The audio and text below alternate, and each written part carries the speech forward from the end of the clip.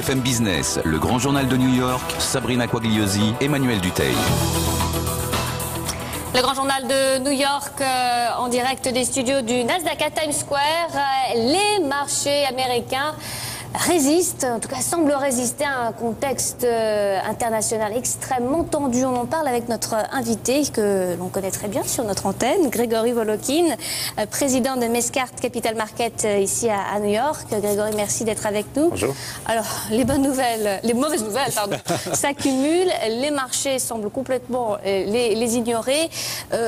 Comment on explique aujourd'hui? On est encore en progression, c'est la troisième séance de progression consécutive. On est en hausse sur le mois. Comment on explique cette dynamique? Je vous dirais, je serais extrêmement prétentieux si j'essayais de l'expliquer. Alors disons juste que je vais essayer de comprendre cette dynamique. Et on peut trouver plusieurs phénomènes, plusieurs facteurs qui l'expliquent. Alors le premier facteur, c'est qu'on a eu tous ces événements très négatifs. La tragédie au Japon, non seulement le tsunami qui était une tragédie humaine, mais aussi cette tragédie avec l'explosion de la centrale nucléaire. On a eu les événements en Libye qui ne font que continuer tout ce qui se passait au Moyen-Orient maintenant et au Proche-Orient depuis le début de l'année, avec les conséquences qu'on connaît, qui sont la hausse du carburant. Et ce qu'on a pu constater en regardant les marchés, c'est que les marchés ne réagissaient pratiquement pas à ces événements. Ça a été encore très très clair, ne serait-ce qu'hier, le Portugal, il y a une crise politique, les mesures d'austérité budgétaire ne passent pas. Du coup, il y a une possibilité que le Portugal fasse appel à l'aide européenne, en tout cas c'est ce que tout le monde dit. Et là, ici, les marchés ont répondu par 1% de hausse. Oui, et puis en Europe aussi. Alors moi, je parle et je travaille avec des investisseurs institutionnels en Europe, et ils se posent exactement la même question. Pourquoi les marchés ne réagissent pas à ces mauvaises nouvelles? Alors, les explications maintenant. Une explication.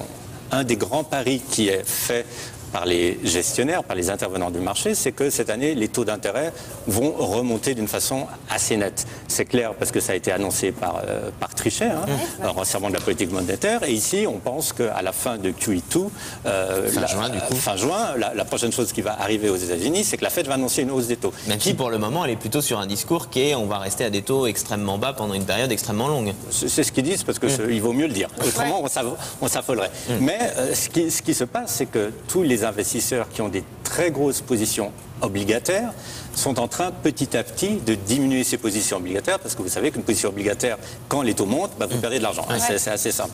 Donc ça, c'est ce que j'appellerais l'explication de liquidité obligataire. C'est de l'argent qui se reporte des fonds obligataires aux fonds actions. Voilà, il y a de l'argent, ça fait monter les fonds actions.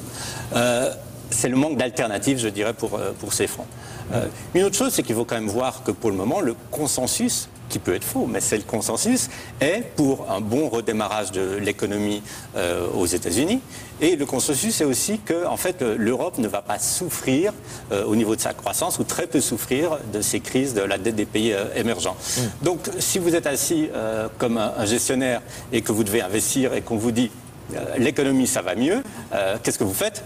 Vous achetez le marché. Surtout que le dollar est faible par rapport à l'euro, puisqu'on est revenu à des ratios d'1,42. Ça rend aussi le marché, on est un peu en dessous là aujourd'hui de 2,42, mais ça rend le marché aussi attractif pour bon nombre d'investisseurs. Absolument. Toujours en disant qu'on ne sait pas encore qui a raison. Et ce qui est très très intriguant, je dirais, pour les observateurs et pour les participants, c'est deux choses. Un, c'est que les volumes de transactions sont particulièrement faibles. Par exemple, hier, on a eu 4 milliards d'actions, alors que la moyenne, en général, est de 5. C'est une très très grosse différence. Aujourd'hui, les volumes sont faibles. Aujourd'hui, il n'y a rien. Mais à Paris, c'était aussi très très clair. Alors, qui participe? Quand vous savez déjà que sur, par exemple, le New York Stock Exchange, 70% des volumes sont faits par des programmes électroniques de trading et des hedge funds, on peut se dire que le public ou les investisseurs institutionnels sont pratiquement en ce moment absents des marchés. Ils se contentent de suivre, mais ils sont très peu actifs. Donc, peu de participants, peu de liquidités, ça veut dire que les mouvements sont exagérés. Ils auraient pu l'être exagérés à la baisse, mais là, je pense qu'ils sont un peu exagérés à la hausse. C'est beaucoup plus facile de faire monter des titres.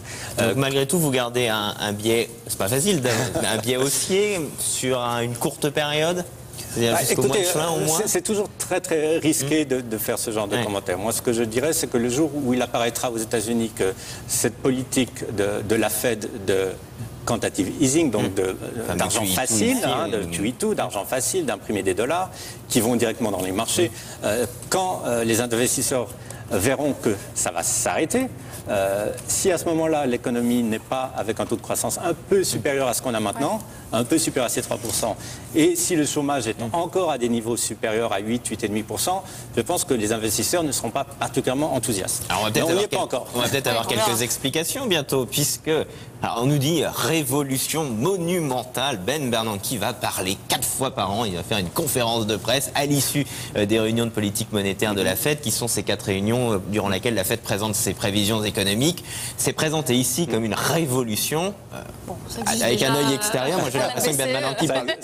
Avec un œil extérieur, j'ai l'impression que Ben Bernanke parle tous les jours quasiment. Il y a beaucoup de discours. Obama parle encore plus que Bernanke. C'est certain. C'est certain. C'est difficile de faire plus. C'est une bonne chose, ça, selon vous? Mais écoutez, je ne dirais pas que c'est une bonne ou une mauvaise chose, je dirais que c'est particulièrement peu utile.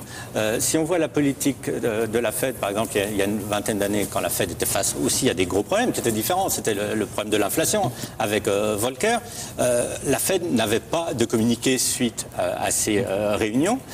Si la Fed montait les taux ou baisser les taux, on prenait plusieurs jours d'études. Allez regarder le taux interbancaire pour regarder. Est-ce que les choses allaient mieux ou plus mal? Je ne pense pas.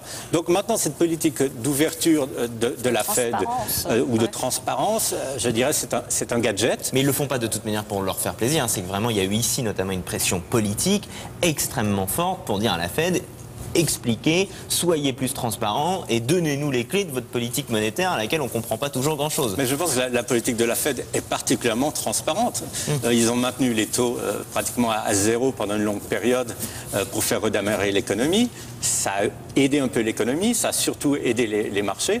Et ça, la Fed ne va jamais vous le dire. Donc en fait, que ce soit Bernanke ou Greenspan avant, quand on les entendait parler, ils disent ce qu'ils ont à dire, mais ça ne va pas vraiment aider leur discours à comprendre où l'économie va, et ça ne va pas aider à comprendre surtout s'ils ont tort ou raison, parce qu'il ne faut pas oublier qu'on a eu plusieurs bulles sous Greenspan. Greenspan était quelqu'un qui parlait d'une façon très obscure, mais qui parlait tout le temps aussi. C'était peut-être pas des conférences de presse. Si vous me comprenez, c'est que j'ai dû mal m'exprimer. En tout cas, merci beaucoup Grégory Volokhin d'être venu vous aussi dans ce grand journal, ici en direct de New York. Grégory Volokhin, le président de Mescart Capital Markets à New York.